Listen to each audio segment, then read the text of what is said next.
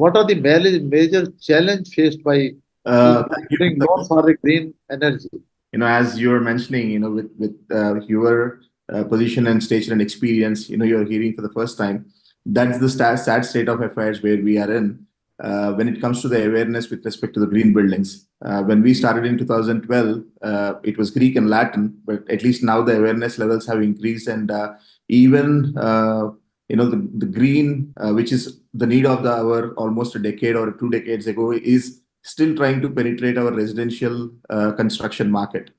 So, as I have heard from a lot of, the few speakers earlier in this session, even you were mentioning about what about MSME, what about MSME. So there are two things. One, I come from the builder community, the builder developer community, where we are into construction, and we are from MSME segment. So the two most neglected green segments in the country, where even if you look at green financing from banks or NBFCs or green funds or anywhere, we are nowhere in the race. We are at the bottom of the consumption list or criteria list for them.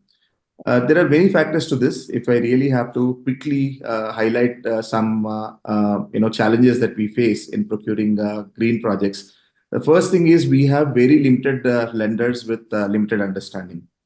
Many lenders in India, be it banks, NBFCs, they are still very conventional in their thought process and traditional in their approach when it comes to funding a green building.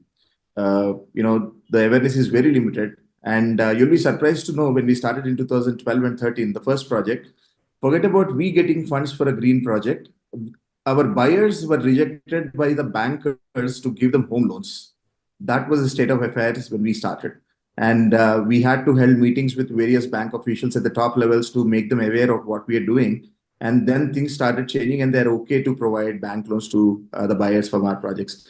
And usually, innovation is the problem when, again, these things go hand in hand, the awareness and the innovation.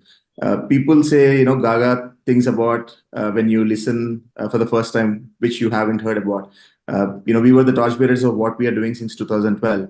But then innovation, it's a misconception that things will easily work out when you are innovative. It's not easy at all for institutions to believe in it easily. So unless there is a good capacity building for all the institutions at all the levels, people would just brush off things because they cannot believe what they just heard. And another thing is, when it comes to the financial institutions, especially for banks and NBFCs, they look at vintage. They typically categorize the builders as segment A, segment B, class A, class B, class C builders, like your first rank, second rank, third rank. And when you do that, innovation really takes the last seat, and then years of experience will come into picture at the front.